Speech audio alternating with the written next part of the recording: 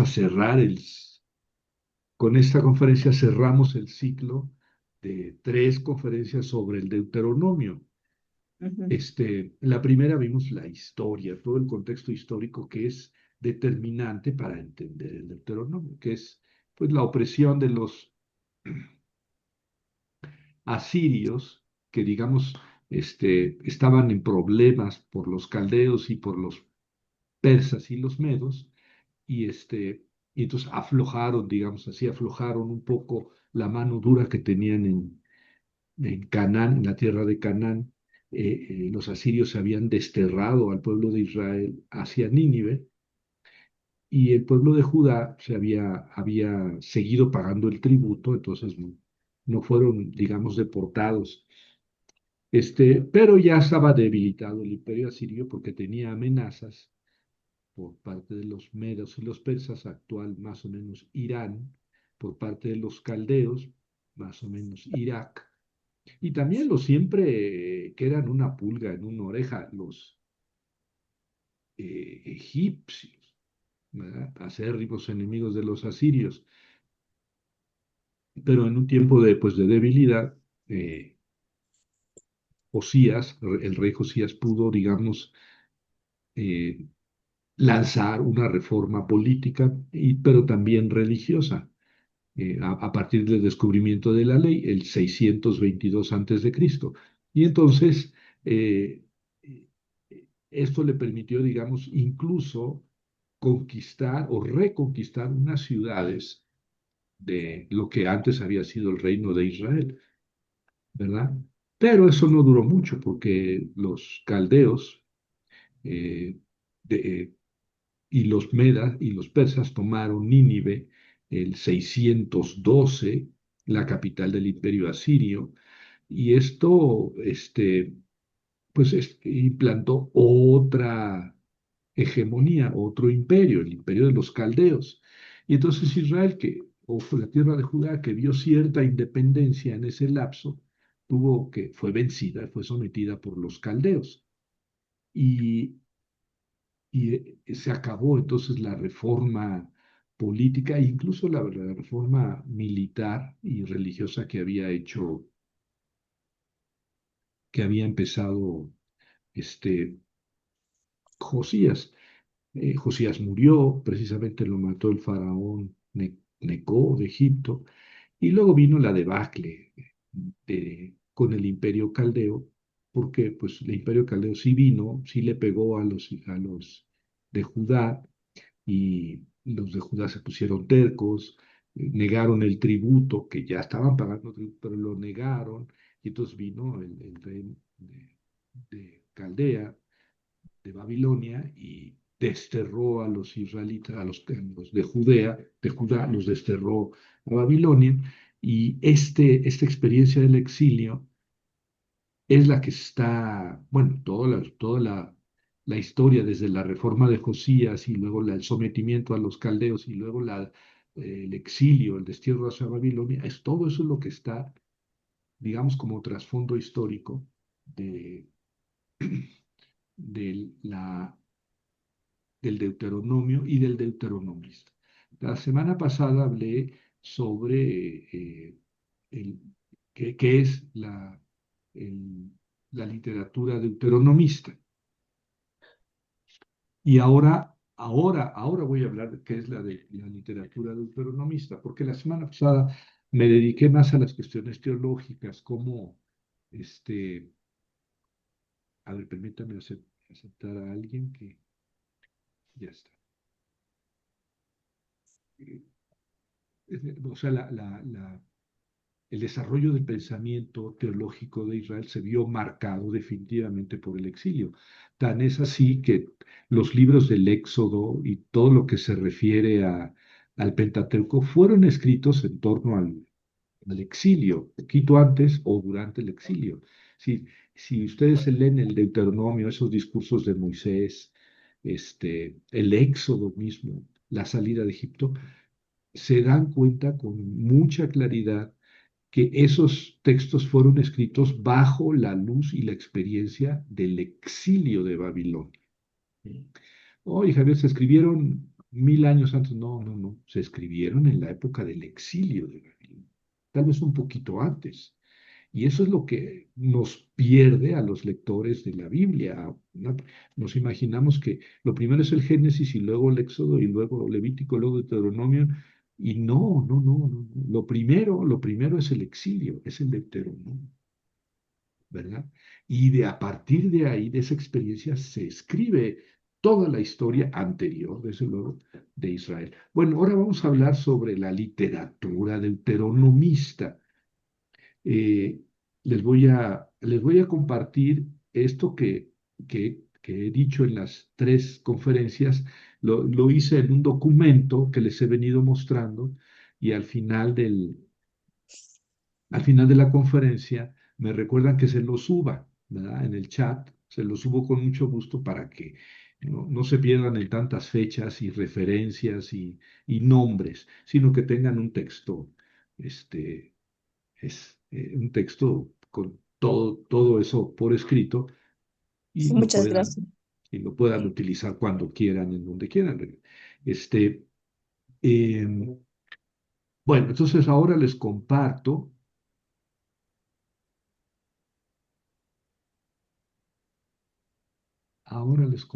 ese texto. Yo puse en rojo, miren, aquí está lo que les he venido diciendo en las conferencias pasadas, ¿verdad? Eh, sobre el Deuteronomio y la historia, primero la arqueología, que no me detuve mucho en eso porque pues, es mucho material y no iba a acabar nunca. Después hablé del exilio y el Deuteronomio, o sea, cómo el exilio, digamos, marcó toda la espiritualidad de todo el Antiguo Testamento, ¿verdad? Y luego vamos ahora a la literatura deuteronomista. En este texto puse en rojo lo que quiero oírles, lo que me quiero detener en la conferencia, ¿verdad? Disculpen que es un poco feo leer en rojo, pero en el texto que les envío está en negro, normal. ¿Qué es la literatura deuteronomista? Está conformada básicamente, ¿verdad?, por Deuteronomio, el libro del Deuteronomio, Josué, que es el libro que sigue al Deuteronomio, narra toda la conquista. Ven que murió Moisés antes de entrar a la tierra prometida, o más bien del otro lado del río Jordán, y encargó a Josué, que era digamos, su asistente, le encargó toda la conquista y la dirección del pueblo de Israel. Y con Josué se narra pues la conquista de la tierra prometida, bueno, de lo que se pudo conquistar, ¿Lo pusiste, porque, Maggie? porque ¿Lo pusiste? evidentemente no conquistaron todo. Los israelitas, digamos que al principio, conquistaron las partes más feas de las montañas, las partes más desérticas, los valles y los lugares fértiles, esos no los conquistaron, no pudieron. Fue una conquista que duró siglos. Por ejemplo, Jerusalén. Si más o menos la, Josué vivió hacia el 1200 antes de Cristo, pues donde lo ponen la mayoría de los autores.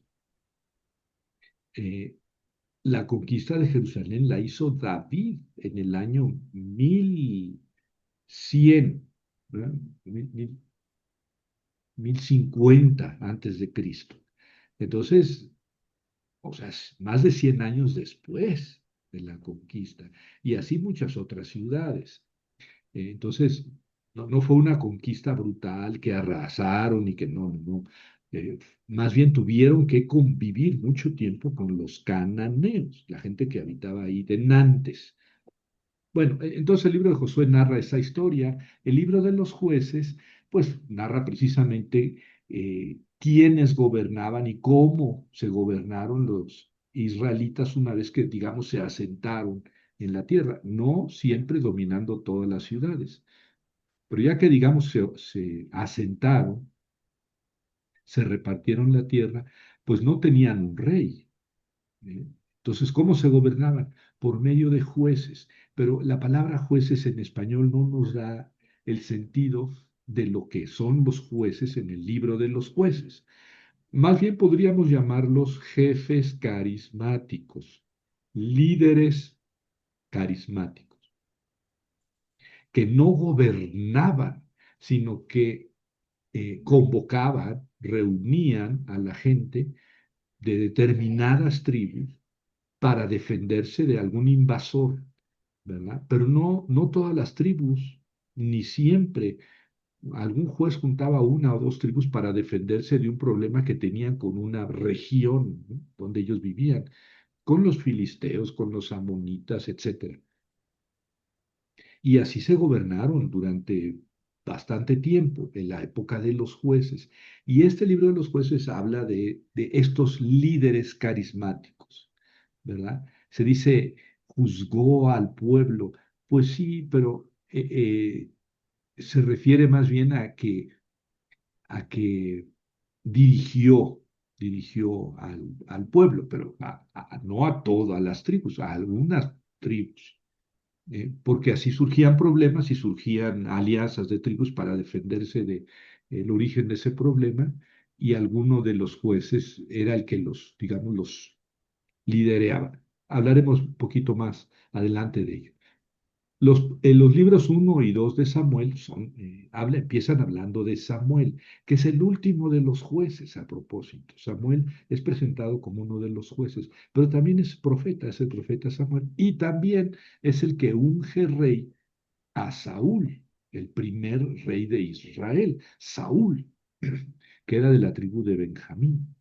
Y después, por X razón, Dios rechaza a Saúl, Samuel tiene que rechazar a Saúl y unge a David. Y de David se establece ya la dinastía davídica que ya más o menos conocemos, David y su hijo Salomón. Después de Salomón se divide el reino, ¿verdad? Se divide el reino en las 10 tribus del norte y en el sur la tribu de Judá. Y eso es lo que se narra en los libros de los reyes, que son dos libros, uno y dos reyes.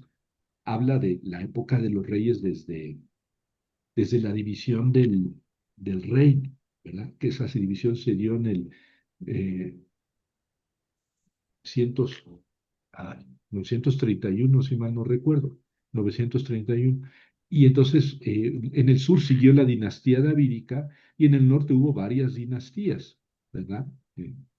Este, y entonces en el uno o dos reyes se va narrando un rey y otro rey, un rey y otro rey, ¿verdad? Hasta que como les decía hace un momento, los asirios terminan con el reino de Israel, del reino del norte, vienen y deportan a los samaritanos, que era la capital, los deportan a Nínive, y no solamente eso, sino que traen a otra gente de otras naciones a habitar en las tierras donde vivían antes los israelitas. Y eso, digamos que corrompió, bajo el punto de vista de los de Judea, de los del sur, corrompió la religión y las costumbres de los que quedaron, de los israelitas que quedaron en el norte. Pero ahí no acaban los libros de los reyes. Después de esto, el reino de Judá sigue existiendo, se enfrenta con los caldeos, se somete a los caldeos, pero después niegan el tributo, es la historia que estaba narrando, y son desterrados a Babilonia. Ahora, el pueblo de Judá tuvo la suerte de que los caldeos no trajeron a Israel, a la zona de Judea, no trajeron a habitar a otros habitantes de otras naciones.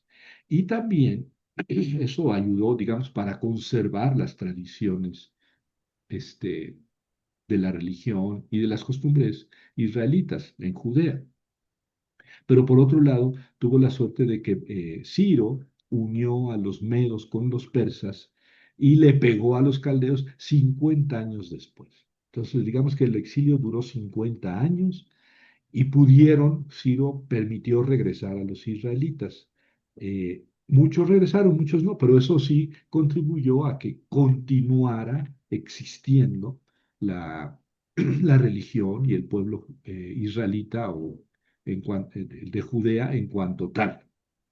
Y eso es lo que se narra en, bueno, esto ya no se alcanza a narrar en el libro de los Reyes. El segundo libro de los Reyes termina justamente cuando Nabucodonosor se llevó preso a Babilonia al último de los reyes de la dinastía davídica.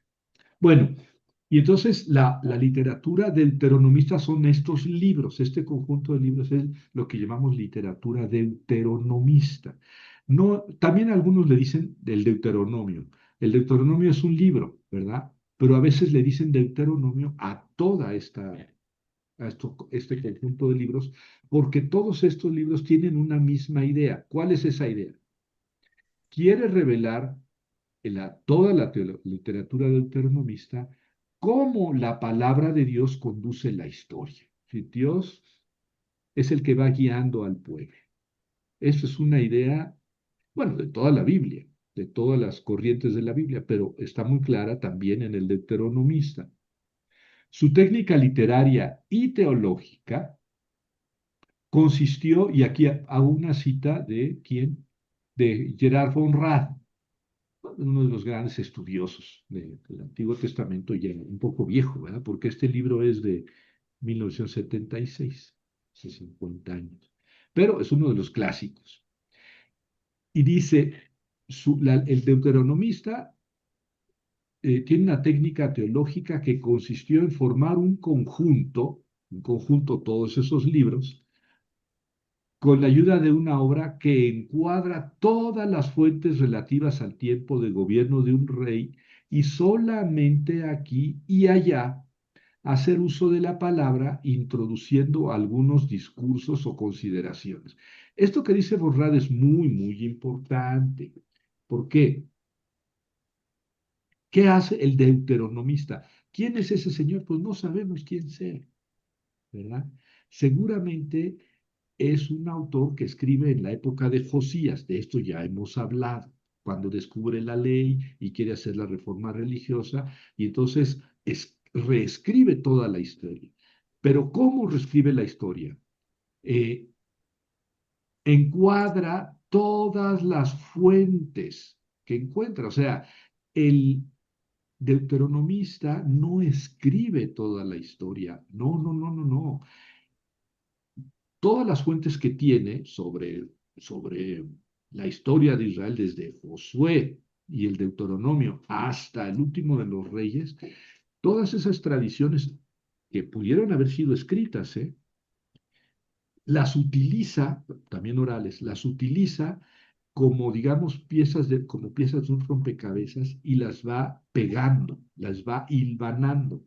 Y ese hilvanando, ese hilito que hilvana las historias, es lo que llamamos, lo que dice von Rad, aquí y allí, aquí y allá, solamente de vez en cuando, este autor que pega las historias, hace uso de la palabra, solamente escribe para introducir algunos discursos o consideraciones. Pero esto que digamos, va pegando las historias, las tradiciones antiguas, eso es muy importante porque eso es lo que es la idea que él tiene de la historia, es lo que le va dando unidad a todo lo que está narrado. ¿Ven?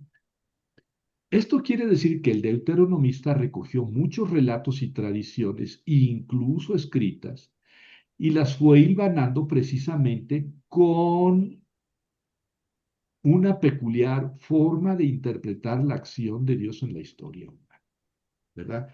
Es lo que es su teología, es su manera de pensar.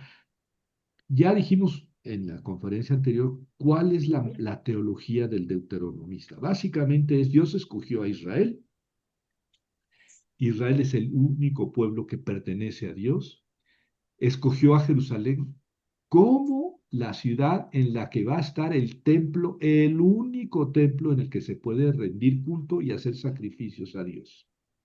Y le dio la ley. Vamos, estos tres elementos son la entelequia, la médula, la esencia de la teología del Deuteronomio. Dios escogió a un pueblo, Dios escogió una ciudad, un templo y le dio una ley. Esas características son fundamentales. Y esa ley implica que yo te doy esta ley, tú la cumples, eres mi pueblo, y yo soy tu Dios. Tú no la cumples, caput.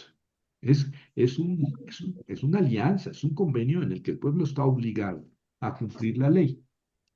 Esto es lo que hablamos la semana pasada sobre las ideas del deuteronomista. Tiene un estilo, en cuanto a estilo literario, afectivo, que es como un sermón, ¿verdad? Toda la obra deuteronomística es como un sermón, como una homilía. Tiene muchas repeticiones, ¿verdad? Por ejemplo, Yahvé tu Dios, escucha, acuérdate Israel, guarden los mandamientos, leyes y costumbres. Si ustedes están leyendo un texto y se encuentran con estas expresiones, es, es el lenguaje típico del Deuteronomio, ¿verdad? Bueno, voy a decir muy brevemente en qué consiste cada uno de los libros, ¿verdad? Y después voy a hacer otra consideración general sobre la literatura deuteronomística. El Deuteronomio es un gran sermón de Moisés a, eh, a, a toda la comunidad de, del pueblo que está antes de entrar, reunida en la montaña que está enfrente de la tierra de Israel, antes de entrar a la tierra prometida, ahí Moisés, porque Dios le dijo a Moisés que no iba a entrar a la tierra prometida. Que Moisés murió más antes, ¿verdad? Y entonces le dirige un gran sermón. Todo el libro del Deuteronomio es ese gran sermón, esa gran homilía de Moisés a todo el pueblo. Y en esa gran homilía le recuerda toda la historia, ¿verdad? Del éxodo, de la salida de Egipto, lo que pasó en el desierto, cuando les entregó Dios la ley, ¿verdad? Y por esta razón se puede decir que el Deuteronomio está por escrito, porque está por escrito, quedó en el Deuteronomio, pero es el origen de la tradición oral. ¿Por qué? Porque ahí Moisés oralmente está narrando todo lo que pasó e interpretando lo que la ley ya estaba por escrito, pero ahí la vuelve a decir Moisés de forma oral. Entonces se puede decir que la tradición oral, que va paralela con la tradición escrita, surgió con Moisés en el Deuteronomio. Esto es muy importante para los judíos y para la tradición cristiana, en especial católica, es muy importante la tradición no escrita, la tradición que se pasó de boca en boca, de generación en generación, a través de los sabios. Bueno, hay unas expresiones propias del Deuteronomio que voy a decir muy brevemente: amar a Yahvé con todo el corazón y con todo el alma, hacerlo recto a los ojos de Yahvé, el lugar que Yahvé eligiere para hacer morar o poner allí su nombre, es el vocabulario muy propio del Deuteronomio, del libro del Deuteronomio. ¿Cuáles son las principales ideas del Deuteronomio? Pues ya las dije, son las mismas que del deuteronomista, ¿verdad? Yahvé eligió a Israel como su pueblo particular. No debe adorar a ningún otro Dios Israel.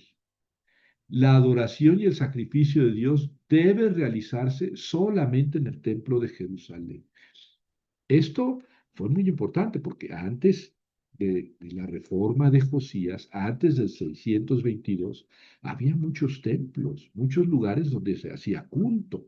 El mismo Salomón hizo un gran, allá donde tuvo el sueño de Salomón, que Dios le ofreció riqueza, mujeres, eh, sabiduría, en ese sueño, y que Salomón escoge sabiduría para guiar Eso fue en un altar que no era de Jerusalén, pero Jacob tuvo su altar, hizo su altar en Betel, y había muchos altares. ¿Dónde estuvo el arca de la alianza antes de estar en Jerusalén? ¿Verdad? Había muchos templos y muchos altares, pero Josías, con la reforma, dicen, solamente en Jerusalén va a haber culto sacrificial. Es la idea, digamos. Hay otras ideas que están en el Deuteronomio, pero estas son las fundamentales. ¿Qué pasa con el libro de Josué? El libro de Josué es muy parecido al Deuteronomio, pero claro, no son sermones. El libro de Josué es toda la historia de la conquista, ¿verdad? Pero la temática es, Dios les prometió la tierra, ¿verdad? Tienen que matar a todos los cananeos. Son las partes más feas de la Biblia en el libro de Josué. Sí, que Dios le dice, maten a todos, no dejan a nadie, ni mujeres ni niños, matan a todos. Y eso es el famoso anatema. A veces ni animales había que dejar con vida. De hecho, Dios se enojó con Saúl, porque Saúl le dijo Dios, consagra el anatema a ese pueblo que has derrotado.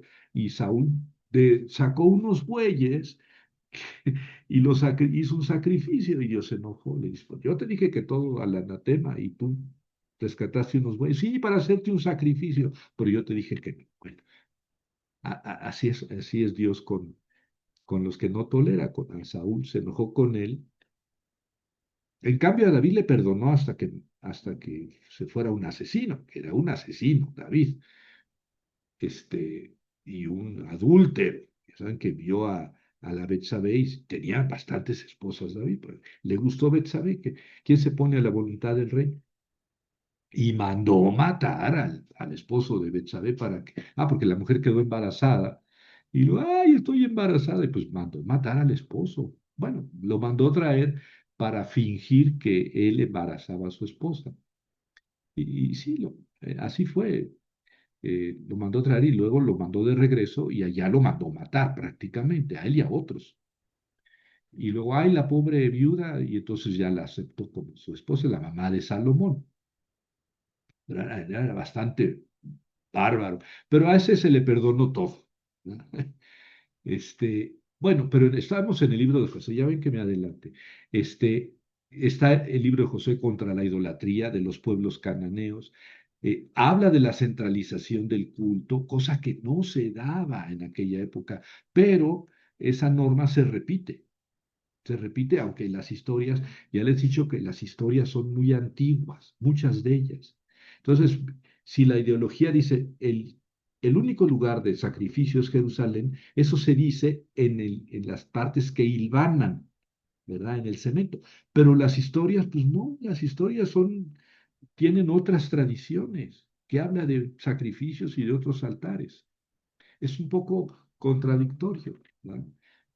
Se subraya el tema de la elección, Dios eligió a Israel, el monoteísmo, solamente a Dios a Yahvé vas a rendir culto, la retribución, si tú te portas mal te voy a castigar, esto es típico del Deuteronomio. Este, la dinastía davídica, el vaticinio cumplimiento, así se va, digamos, toda la literatura deuteronomística, ¿verdad? Hay una promesa y luego, como había Dios prometido, ta, ta, ta. Y luego hay otra promesa y más adelante, como había Dios prometido. Emparejamiento de vaticinio y cumplimiento está en todo el Deuteronomio. Bueno, y aquí dejo el libro del Josué es una historia teológica. Esta expresión parece contradictoria, o es historia o es teología. Pues es más teología que historia, ¿eh? O sea, los acontecimientos están narrados, rescatados de tradiciones antiguas, pero están mirados con una perspectiva teológica, con un interés teológico, con unas ideas, ¿verdad? Y todo se quiere hacer encuadrar con esta idea de que Dios eligió, etcétera, que ya he repetido. Aquí les pongo una cita ahora de José Luis Sicre, es un autor católico, von Rad, que les mencioné hace rato, protestante. José Luis Sigre, católico, un jesuita, dice sobre el libro de Josué, en síntesis, el libro de Josué es un ejemplo típico de historiografía teológica, profética, o como quiera llamársele, historiografía profética. Lo esencial para el autor es demostrar una vida religiosa, una verdad religiosa. Dios ha cumplido sus promesas, vaticinio cumplimiento, y exhortar al pueblo a ser fieles al Señor, a Dios. Como hemos indicado, este tipo de historiografía no excluye móviles políticos, ¿no? Pero bueno, es sobre todo una historiografía teológica. En la actualidad diríamos, ¿pero es historia o no es historia? No, no, no. Aquello es más teología que historia, ¿eh? Pero eso mismo se puede decir de toda la Biblia. Es mucho más teología que historia. Lo mismo si hablamos de Jesús. No, es que Jesús dijo e hizo esto. No, pues no, no. Ni Mateo, ni Marcos, ni Lucas nos quieren presentar la historia exacta de Jesús. Y eso no pasa en la Biblia. Bueno, ahora cambio de libro. En el libro de los jueces, este, es el mismo sistema, ¿verdad? Pero incluso es más mecánico, ¿verdad? La introducción de toda la historia, capítulos 2 al principio del 3, comprende todo el periodo de los jueces y explica el sentido teológico de los ciclos que se cumplen con cada juez, que son 12 jueces, y en cada uno se repite la misma historia. ¿Cuál es la historia que se repite? 12 jueces son, prácticamente con los 12 jueces, que se repite. ¿Cuál es el ciclo? Primero, los israelitas adoraron a dioses cananeos. Entonces, los israelitas adoraron a dioses cananeos. Yahvé se enojó y los entregó en manos de sus enemigos. Por haber adorado a dioses cananeos, Yahvé los entregó en poder de los filisteos durante 20 años. Pero luego tiene compasión de sus sufrimientos o se arrepiente el pueblo y Dios tiene compasión de sus sufrimientos y le suscita un juez. Y entonces clamaron a Yahvé y Yahvé se acordó de ellos y les envió al juez tal que los libró de tales. Esa historia es casi mecánica. Y las narraciones pueden ser antiguas, pero el autor dice, este ciclo se cumplió. En la introducción y la conclusión del juez repite el ciclo, ¿verdad? O sea, eso es eh, poner historias que son independientes, que son antiguas, algunas más que otras, y que las pone todas bajo una misma perspectiva, bajo una misma teología, ¿verdad? ¿Qué pasa en los libros de Samuel? Este, Aquí pasa algo más rarito. Fíjense, en el libro de uno y 2 de Samuel tenemos muchas tradiciones que son muy antiguas, pero son capítulos y capítulos de tradiciones muy antiguas. Por ejemplo, toda la historia de David, que es muy truculenta, muy truculenta. Si ustedes leen la historia de David en los libros de Samuel, se van a extrañar de que David sea el santo rey David. Pues, ¿qué tenía de santo?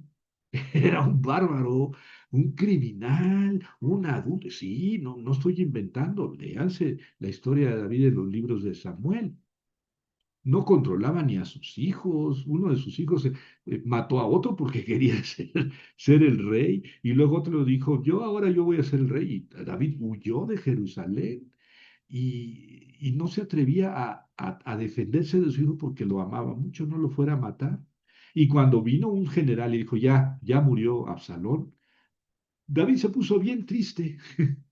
Y le dice el rey, el jefe del ejército, le dice, oye, hubieras preferido que muriéramos nosotros, ¿verdad? Y que tu hijo, que tu hijo nos matara a todos y siguiera en Jerusalén. Y dice David, pues sí. No, no, no. Por el David que está narrado en 1 o 2 Samuel, no, yo no doy un peso. Pero ¿qué pasa después? Y David es idealizado como el gran rey que cumplió siempre la voluntad de Dios. Y los que leímos Samuel 1 y 2 decimos, caray, pues este es otro David. Pero fue idealizado, ¿verdad? Como el gran rey, el que siempre cumplió la voluntad de Dios, el que le hacías salmos y alabanzas a Dios.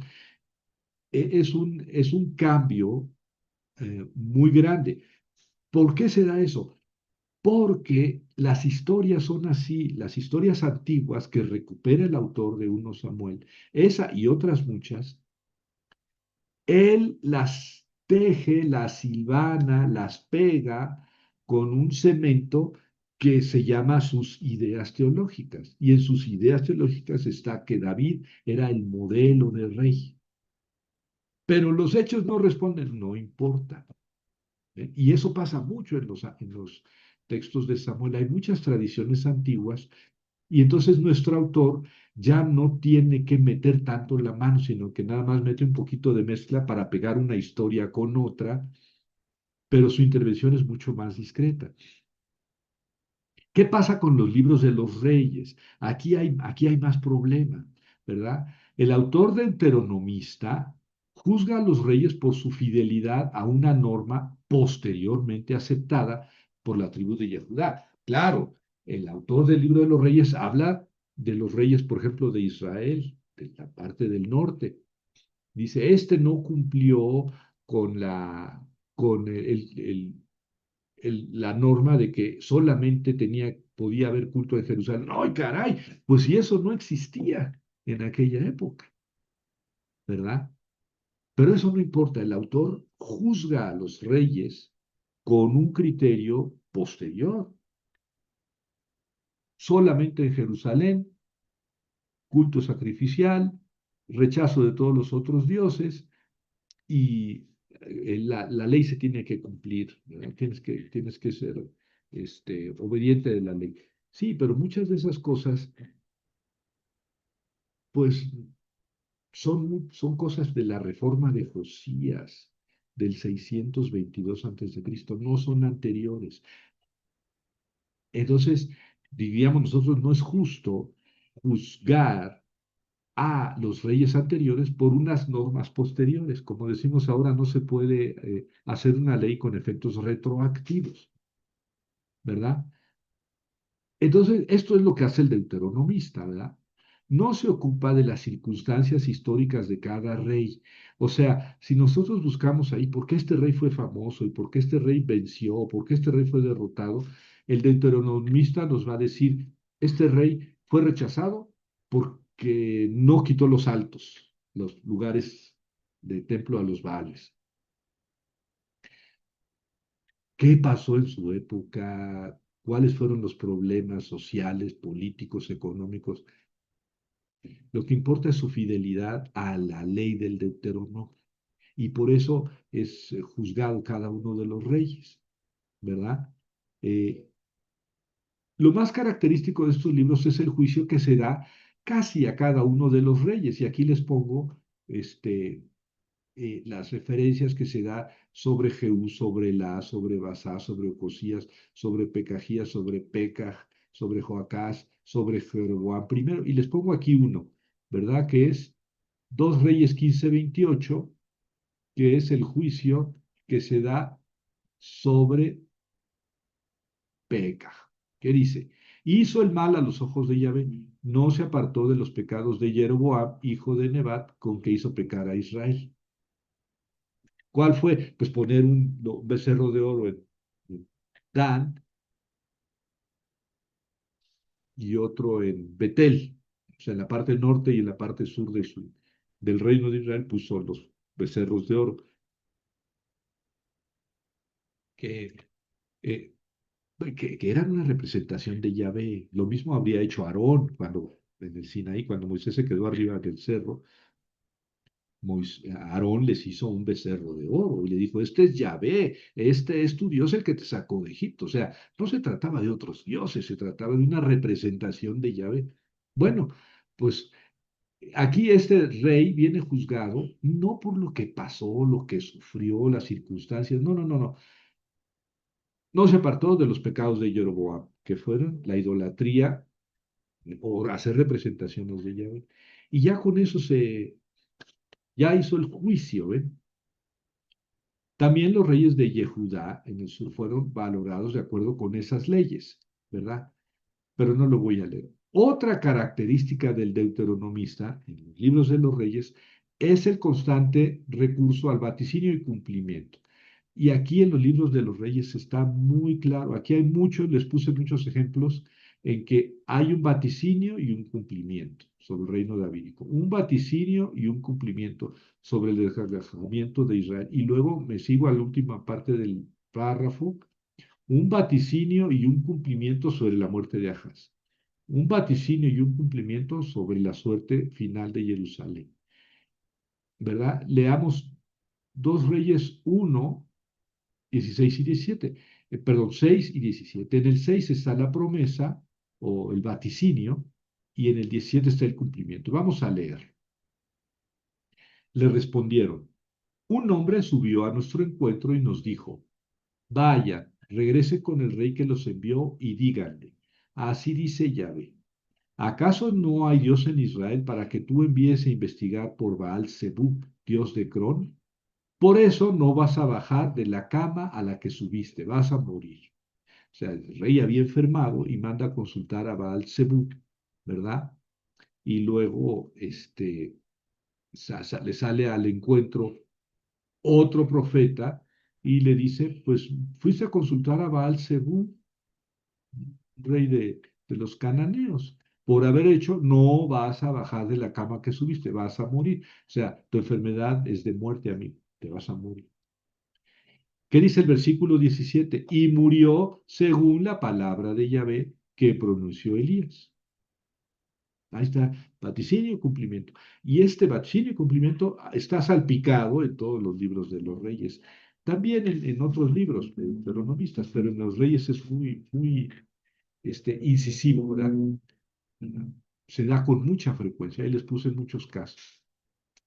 En uno de los reyes, esto es muy importante, después de la historia de la sucesión de David al trono, se idealiza la imagen de este rey. Después de la historia de David, se idealiza la imagen, ¿verdad? En uno o dos reyes, ¿verdad? La historia de la sucesión de David es cruda, revela un personaje egoísta, sí, sí, me va a decir, ah, Javier, tú no te cae mal David. No, no me cae mal, pero léanse 1 y 2 Samuel y luego hablamos.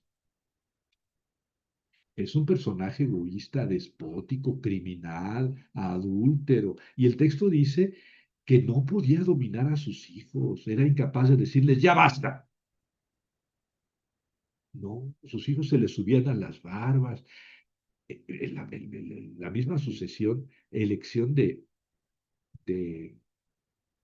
de Salomón como su sucesor fue una intriga de Betsabé y del profeta Natán. Le hicieron trampas al viejo David. Y dijeron, le dice Betsabé, tú me prometiste que Salomón iba a ser rey y nunca aparece esa promesa, ¿eh? Que David nunca le prometió eso, por lo menos no se narra en ningún texto de la Biblia.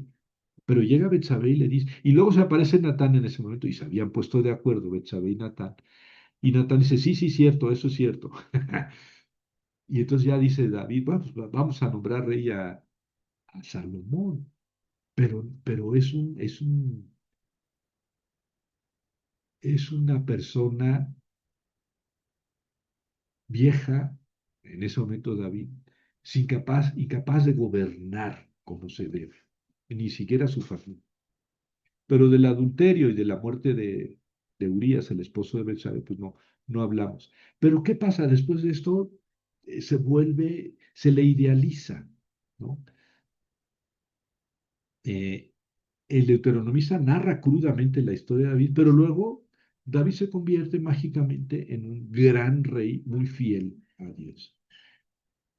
Esta imagen, y aquí les pongo una cita de Conrad otra vez, ¿verdad? Esta imagen plenamente humana de David será recubierta a partir de ahora, del segundo de los libros de los reyes, por una esfera de ideas totalmente distintas, a saber, el de un David arquetípico, es el arquetipo del rey santo, teocrático que obedece a Dios en todo y modélicamente obediente. Sí, eh, es un cambio que se da en los libros de los reyes. Y esto es muy interesante, el mesianismo de esta tradición. ¿Qué quiere decir el mesianismo? La esperanza en un rey. Mesías quiere decir rey. Bueno, no, Mesías quiere decir ungido. pero se ungía a los reyes, nada más. Entonces, Mesías es un rey, es un libertador, ¿no? Y la tradición deuteronomista es mesiánica. ¿Por qué? Porque exalta a David, ¿verdad? Y siendo David el paradigma, el arquetipo del rey, pues todos los reyes tienen que ser así. Pero el mesianismo no está en el núcleo deuteronomista. Claro que no. En tiempos de Moisés no había rey, y es el Deuteronomio. En tiempos de José no había rey. En tiempos de los jueces no había rey, ¿verdad? Entonces, el mesianismo no es esencial a la tradición deuteronomista, pero la tradición deuteronomista sí chupó, aceptó eh, al mesianismo. Y esto es muy importante. ¿Por qué? Porque ¿dónde termina el segundo libro de los reyes? Cuando el último rey de Israel, de Judea, es deportado y llevado a la prisión a Babilonia. Y purrum, se acabó la historia de los reyes, se acabó la historia mesiánica. Y entonces, ¿qué pasa con el Deuteronomio? Es que el Deuteronomio no es esencialmente mesiánico. Y entonces, ahí está la magia. Yo voy a terminar con un texto mágico, pero eso es al final. El mesianismo de esta tradición deuteronomista no está en el núcleo del deuteronomista. Parece que el deuteronomista no tuvo más remedio que aceptar el mesianismo, ni modo de rechazar esa tradición mesiánica. Aunque seguramente esa aceptación no se hizo sin incubar la esperanza de restauración. Es decir, al final, como termina el último libro de los reyes, diciendo que el rey estuvo en Babilonia preso y que después el sucesor de Nabucodonosor lo sacó de la cárcel, pues das como que cierta esperanza, ¿verdad? De que va a haber un mesianismo, se va a restaurar la dinastía davídica. Hay cierta esperanza, es innegable, pero ahí se acabó el libro, se acabó, purrum, ya no hay más, ya no hay más. Ya lo que sigue no es historia deuteronomista, ya no es, incluso ya no hay historia, ¿verdad? Claro, las crónicas, sí hay historia, pero van a repetir la historia de uno o dos Samuel y uno o dos reyes de otra forma, bajo otra perspectiva. La misma historia, pero no deuteronomísticamente relatada, la de crónicas. Y luego también están los libros macabeos que los judíos no aceptaron como canónicos y tampoco los protestantes. Y son libros de historia, pero es la historia de algo que pasa en el segundo siglo antes de Cristo. Es mucho más después. Bueno, eh, ah, he aquí algunos textos prodavídicos, textos que hablan en favor de David, que lo idealizan. Es lo que estoy diciendo, ¿verdad? Por ello, Dos Reyes 25, del 27 al 30, que es el final del libro de los Reyes, del segundo, debe interpretarse como un destello de esperanza en la reinstauración de la dinastía davídica. ¿Sí? Se va a reinstaurar, sí, este rey fue liberado de la prisión en Babilonia, entonces tenemos esperanza. Esta perspectiva es muy diferente de la que, según Nott, dirige toda la historiografía deuteronomista. Y ahorita vamos a hablar, entonces, ya para cerrar la conferencia, sobre la historiografía deuteronomista. Martin Nott, que es también protestante alemán, planteó que la obra deuteronomista fue escrita por una persona en Samaria, en el norte, durante el destierro, es decir, 560 antes de Cristo, durante el exilio. Alguien en el norte escribió este texto, toda la historia deuteronomista. Para escribir su obra, habría retomado fragmentos de historias que existían por separado, lo que conocemos como yavista, eloísta y jehovista. ¿Qué es el jehovista?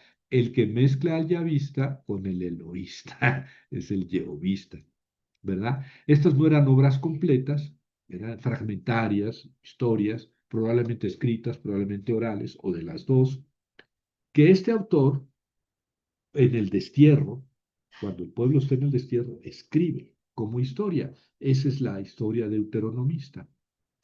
A estos fragmentos añadió reelaboraciones. ¿Qué reelaboraciones? Ahí están. ¿Qué textos ya existían? Ahí está, según Not. ¿Qué reelaboraciones añadió? Estas. Este, y creaciones propias. Él inventó, él hizo cosas propias. Bueno, aquí están. Las que dice Not que él se inventó. Y después de él, su obra sufrió algunas adiciones. Ese es un autor, ¿verdad? Que retoma, que él escribe, que acomoda, que crea, pero luego que él terminó, su obra recibe algunas adiciones. Y aquí están. Es trabajoso que se lo ponga en notas, pero por lo menos así tienen una idea de que no se la inventó, no se sacó de la manga. Él dijo, este versículo, estos dos versículos los añadió. Esos no los inventaron después. Y esto, ¿eh?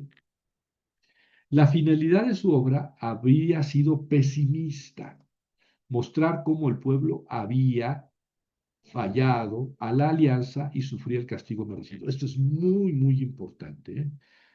Martin, ¿no? Dice, la finalidad del deuteronomista es muy pesimista. ¿Por qué? Porque quiere revelar cómo Dios prometió. Dios cuidó a su pueblo, Dios lo liberó, Dios le dio una ley, Dios le dijo, vas a hacer esto, y el pueblo no cumplió. Y entonces Dios dijo, te voy a castigar, y siguió sin cumplir. Te voy a mandar a la caramba. Y el pueblo no hizo caso. Y entonces termina todo con una visión pesimista. Dios cumplió su amenaza. Dios es inocente. El culpable de la historia de Israel y de la destrucción de Israel es Israel, no es Dios. Ese es, según Martin Knott, fíjense qué importante. Ese es, según Martin Knott, la ideología del deuteronomista, que es muy triste, pero es de lo que habla el deuteronomista en esos libros. Después de Knott, se han cuestionado varias cosas que dijo Not. En primer lugar, que haya sido un solo autor. Algunos dicen que fueron dos, uno preexílico, de tiempos de Josías, ¿verdad? Y otro exílico, que escribió en el exilio, ¿verdad? Y aquí les comento de este tal Nelson, que me gusta.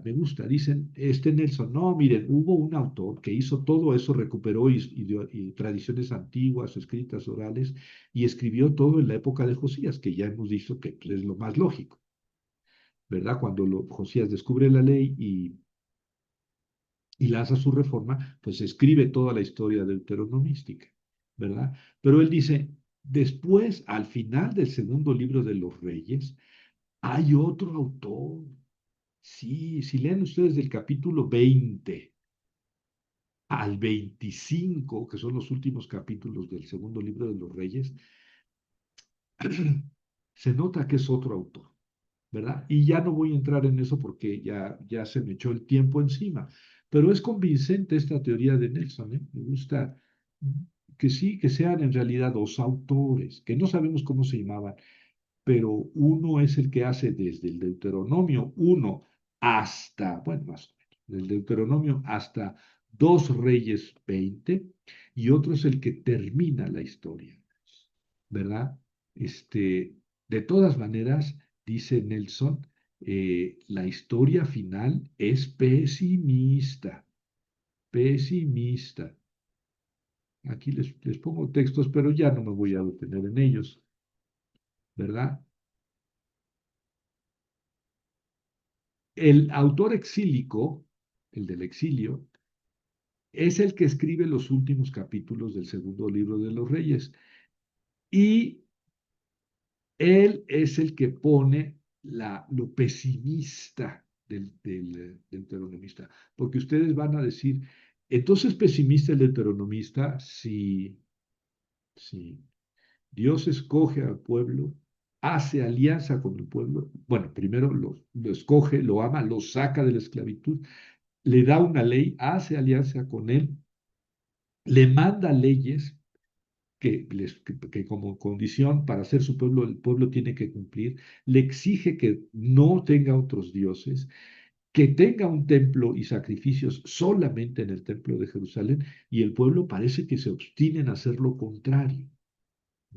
Toda la historia desde el Deuteronomio, desde que el pueblo anda por el desierto, es lo mismo. Pasa lo mismo con Josué, con jueces, con Samuel 1, con Samuel 2, con Reyes 1 y con Reyes 2. Y entonces, pues Dios los castigó. Ellos no cumplieron. Dios dice, ¿sabes qué? Vete al diablo. Literalmente. Ya no te quiero. Y los entrega. Y ahí acaba la historia deuteronomista. Oye, Javier, pero la historia de la Biblia, sí, sí, sí, sí, sí, pero ahí termina la historia deuteronomista. Es una experiencia tristísima de muerte, de destrucción en el exilio. Pero luego otros dicen, no, pues mira, ¿cómo termina el segundo libro de los Reyes? Ya les he hablado de este texto. El 37, así termina la historia deuteronomista. El 37º año de la deportación de Jehoiakim, rey de Yehudá, el 12º mes, el 27 del mes, Evil Merodac, sucesor de Nabucodonosor, en el primer año de su reinado hizo gracia a Jehoiakim, rey de Yehudá, sacándolo de la cárcel. Ah, entonces no se quedó en la cárcel el rey de Judá, pues no. Le habló bien y puso su trono sobre el trono de los reyes que estaban con él en Babel. Cambió su ropa de prisión y comió pan permanentemente ante él todos los días de su vida. Su sustento le fue dado diariamente de parte del rey, de día en día, todos los días de su vida. Fin de la historia. Entonces, varios autores dicen, no, no, nada de que la historia deuteronomista es pesimista, es optimista. Miren, ahí está. Por ejemplo, Bonrad es de esta idea. ¿Eh? Bonrad. Por estos versículos. Es que aquí está diciendo que está diciendo. Lo único que está diciendo es que el rey no se la pasó todo el tiempo en la cárcel, pero es el último rey de Judá y ya no va a haber reyes, ya no, hasta 2025 ya no hay rey descendiente de David en Judá, en Israel, ya no, se acabó en el 561, es esto cuando sale de la cárcel, pero se acabó, ya no hay más. Entonces, ver aquí como una alegría y una esperanza, pues no, ¿eh? No, no. Digamos, que el rey no esté en la prisión, bueno, es significativo, por eso, ¿verdad? Algunos dicen, no, es que toda la historia deuteronomista deja de ser pesimista por estos versículos. El hecho es que se acabó, se acabó el reinado. El pueblo regresó, sí, pero regresó porque Ciro, rey de Persia, que conquistó Babilonia, tenía otra política con los pueblos conquistados, ¿verdad? Pero la historia deuteronomista, bueno, ustedes decidan si es optimista o pesimista. Yo creo que en general es muy pesimista, pero termina con este granito de optimismo al final, ¿verdad? Y entonces, aquí vienen las palabras que les prometí que iba a terminar, mágicas, con las que prometí que iba a terminar esta conferencia. El doctor Javier Quesada del Río cree que el deuteronomista no fue esencialmente mesiánico. No, no, no. El mesianismo no está en la esencia del deuteronomista. ¿Por qué? Porque el libro del Deuteronomio, Josué, jueces, no tienen Mesías. Eso aparece hasta el primer libro de Samuel. Al final se acaba o no se acaba, según lo que acabamos de leer, la dinastía davídica. Sí, sí, sí, sí, pero eso, dice el doctor Quesada, no es esencial al deuteronomista, ¿verdad? En efecto, inicia mucho antes de la monarquía. La obra deuteronomista inicia mucho antes de que empezara la monarquía, ¿verdad? O sea, antes del Mesías ya tenemos historia deuteronomista y termina sin monarquía. cuando el rey está prisionero allá, pero es el rey el que está allá, no está en Judea. Entonces, hay que separar. El mesianismo no es esencial a la corriente deuteronomística, ¿verdad? La corriente deuteronomística tiene un objetivo diferente que se cumple con o sin rey. Subrayar la elección de Israel y la ley como esencia de la identidad del pueblo judío. Esto es el Deuteronomio, ¿verdad? Israel es el pueblo elegido y la ley es la identidad del pueblo elegido. Porque esto pasa sobre todo en el exilio. En el exilio ya no hay profetas, pues están de bajada, ya casi no hay, poco tiempo después se acaba la profecía, no hay templo, el templo fue destruido, no hay sacerdocio, no hay sacrificio, están en el exilio, no hay rey, no hay rey. ¿Qué pasa entonces? El pueblo de Israel se convierte en el pueblo de la ley, en el mejor de los sentidos, ¿eh? La ley es la expresión de la espiritualidad israelita. Y en el exilio, el pueblo se abraza a eso único que le queda. No tienen territorio, no tienen templo, no tienen nada. ¿Qué les queda como identidad israelita? Les queda la ley, la elección de Dios. Y esto está dicho de antes de que hubiera reyes, está esto. Dios es el que dio la ley en el monte Sinaí a Moisés, etcétera.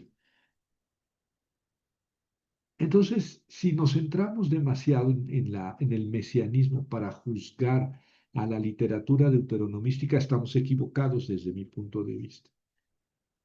En cierta forma, hombre, pues el mesianismo, la dinastía davídica, la monarquía, pues no funcionó. Bueno, pues ya la historia sigue, la historia sigue. Entonces, esto de que el deuteronomista es pesimista, pues yo creo que es pesimista con respecto a la monarquía, pero no con respecto a Israel, porque Israel sigue siendo el pueblo elegido por Dios y sigue siendo, y más a partir del exilio, el pueblo de la ley. ¿Cómo les quedó el ojo?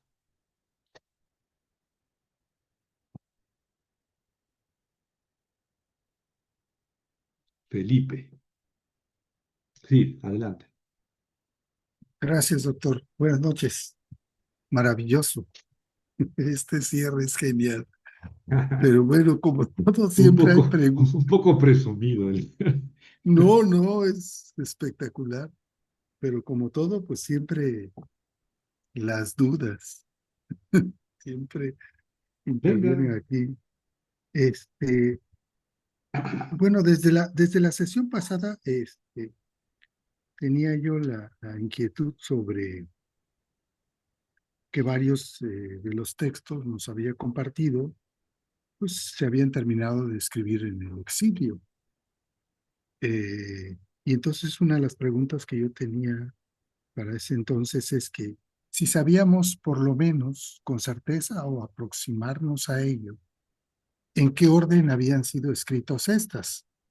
Ya ahorita incluso escuchándolo sobre estas concepciones deuteronomistas, pues me surgen otras dos interrogantes que tienen que ver sobre todo a partir de la construcción literaria, si en este mismo momento se construye la concepción monoteísta del pueblo judaico. Si tomamos en consideración que en el preexilio, pues bueno, todavía están todo este culto aparentemente politeísta, ¿no? Si es aquí, a partir de aquí, donde aparece precisamente esta construcción monoteísta del pueblo judaico, y también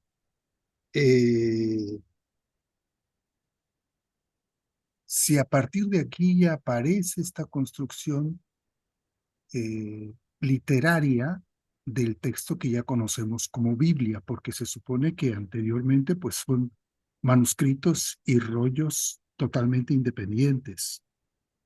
Y pues bueno, entre otras cosas, doctor, porque ya no quiero tampoco ser un abusivo.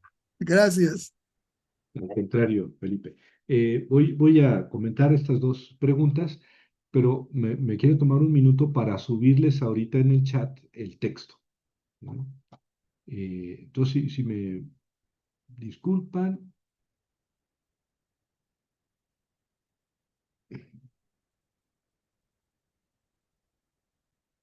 un segundo, voy eh, a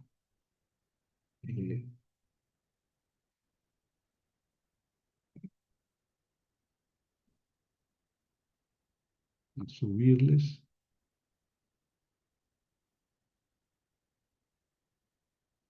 Ya está. Ya subí el texto, ¿verdad? Si a los que le interese tenerlo ahí, porque entiendo pues que hay muchos nombres, muchas referencias, muchos años, eh, y entonces pues se hace uno bolas, ¿verdad? Pero bueno, yo traté de poner en este documento que les envío la síntesis de lo que les he comentado en estas tres últimas conferencias.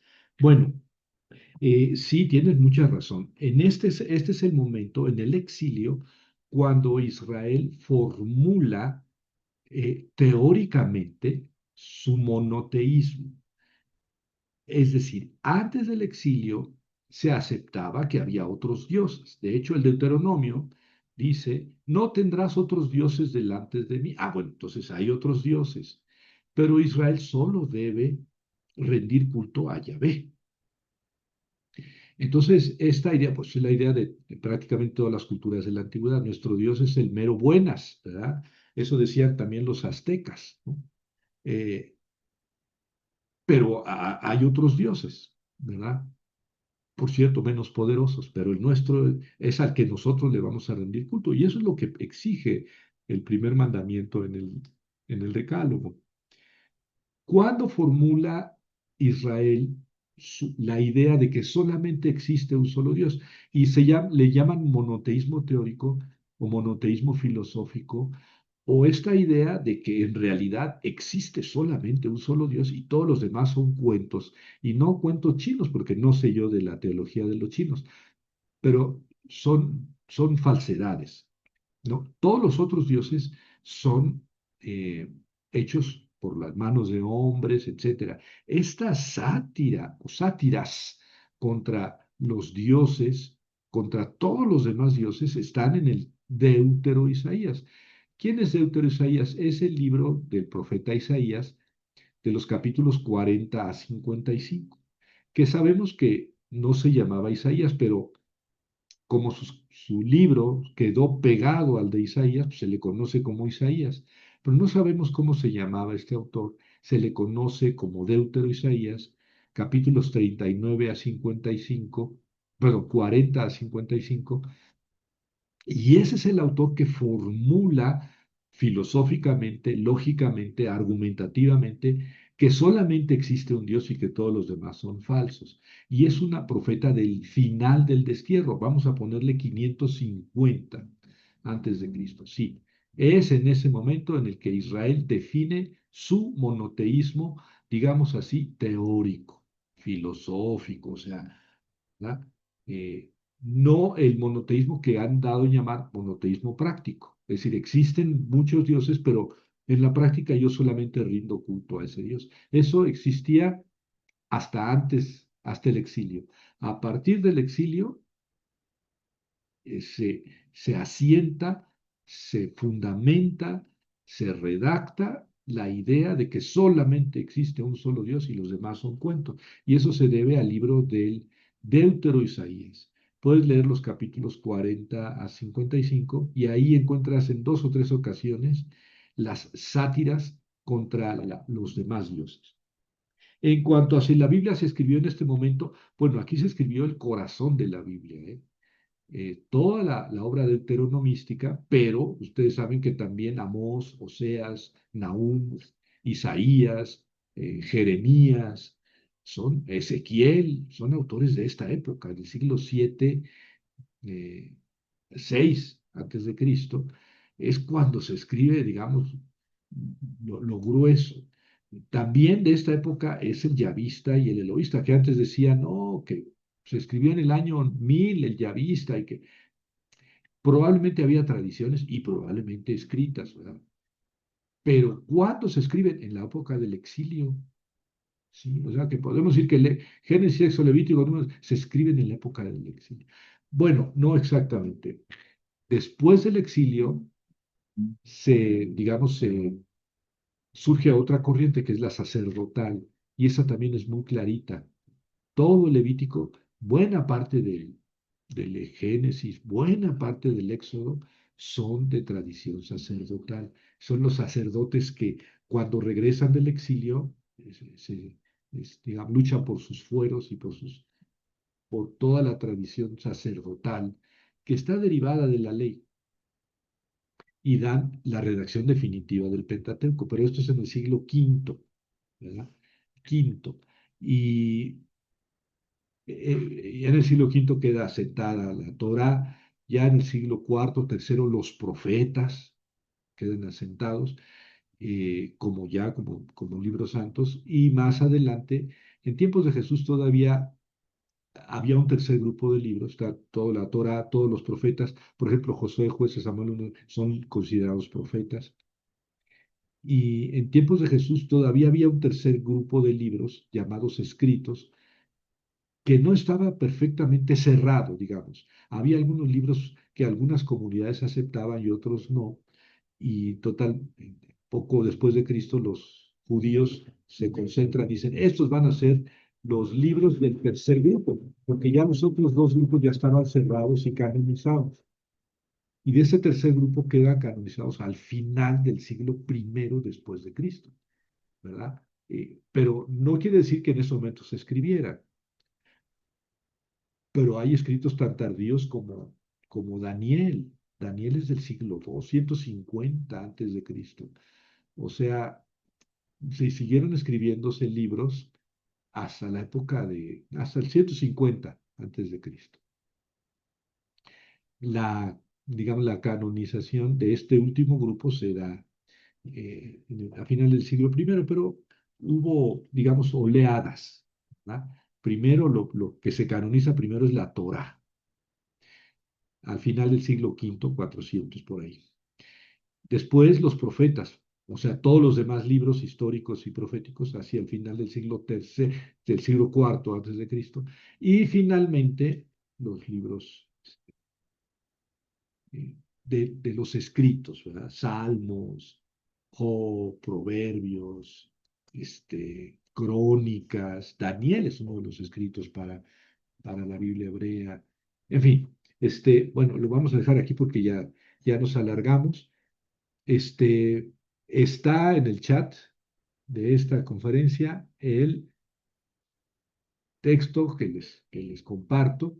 Este, la próxima semana nos vemos, vamos a tomar 3 conferencias para hablar del Nuevo Testamento, algún tema del Nuevo Testamento. Gracias por los aplausos. Lo hago con mucho cariño para que ustedes lo utilicen como más les venga en talante. Que la pasen muy bien, que descansen. Va en Muchas gracias, serio lo doctor. de los